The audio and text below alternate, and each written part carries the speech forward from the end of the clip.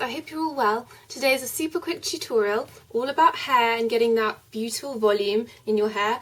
Eat your heart out, Kim Kardashian. And for this I will be using Babyliss's Root Boost. This was sent to me for review a while ago and I have been a bit slow in getting the review up, but just because it's so easy to use I wasn't really sure if I needed to make a tutorial. But after looking on YouTube about reviews, a lot of people have very mixed reviews, so I just wanted to share you my tips and tricks, how I use it, and also show you the amazing results that you can get with it in probably 2 or 3 minutes this would take. So I hope you guys enjoy this tutorial and I shall see you in a second. So I've already washed my hair and then I blow dried it upside down, so my head's upside down, just to get a little bit more volume naturally.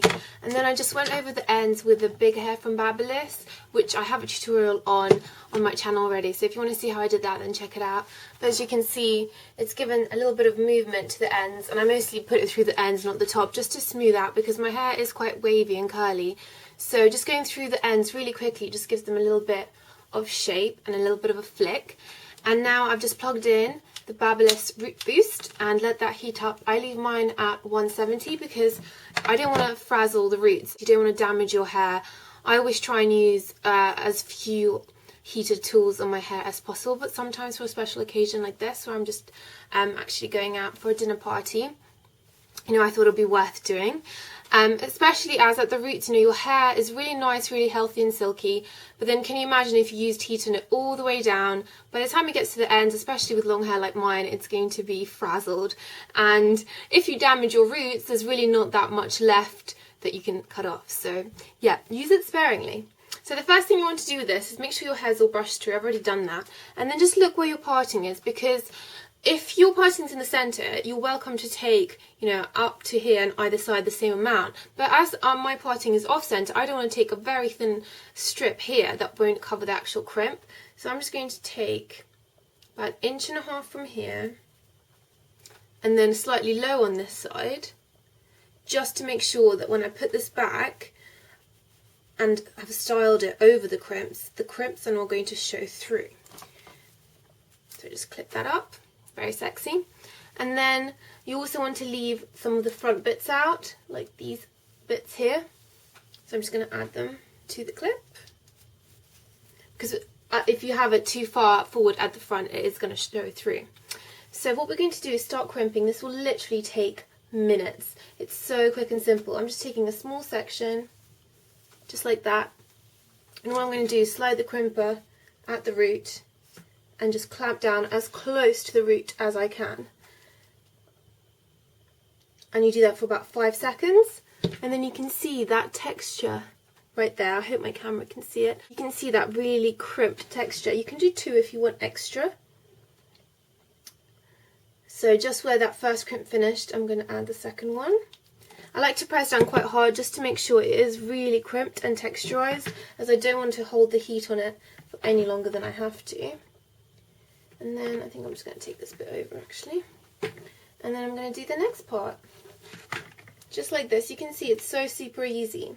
And there we go. As you can see, it's already kind of going out like that. And then we can do the next layer. A little trick is to actually pull your hair up rather than out.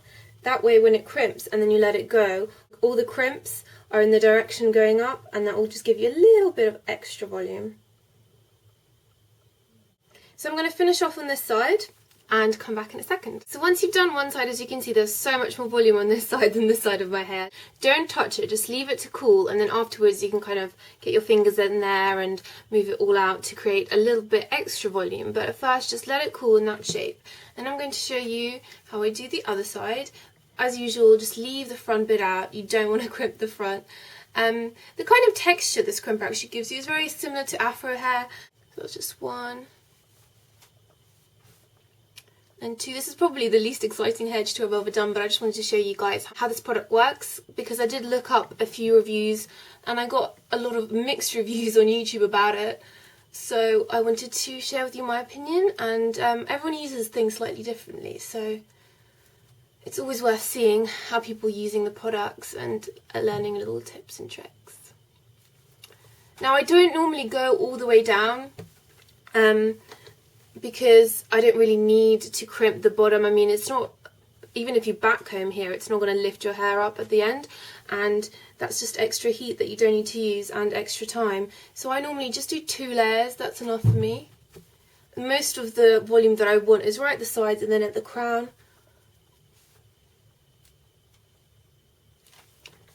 So that's actually probably enough. Now I'm going to just let the rest of that go. And now this side's cooled down a bit, so I kind of can shake it out a little bit. And as you can see, there is a lot more volume on this side. Now I'm just going to do the back, and I'm going to section off just the front bits here up to my crown, because I want to make sure that all that hair will be covered. So I'm going to go right at the back of the crown and do some of the bits there.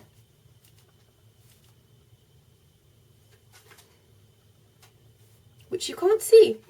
It really helps if you have a little mirror to do this, but alas, I don't at the moment. So after I finished the back sections, as you can see, I just put the rest of my hair over it and let it all cool, and then just kind of shook it out. And that way, the texture, it kind of breaks up and it just gives you that extra lift. As you can see, there is quite a lot of volume there. Show you from the side. And it looks like I've gained a lot of hair as well. There's no extensions of my hair, nothing. So my hair looks extremely full, and that took less than 5 minutes. When I do this on my own, it takes me about 2 minutes, just because I'm not as neat as I would be when I'm on camera, and I just kind of haphazardly pull sections back and do them, and just making sure that they can be covered. If you need your look to last all day, then I do recommend spraying right at the root before you actually crimp it with a root boost, because that will make that crimp last and hold even better throughout the day.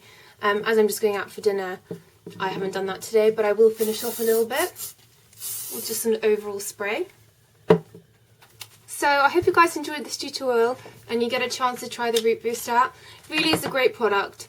The only thing I have is that when you start using it, some of them leave, you know, just ½ an inch of hair, which for me isn't enough to cover it. If you have thick hair, you may be able to cover it, but you just have to practice and kind of go with your own natural hair type.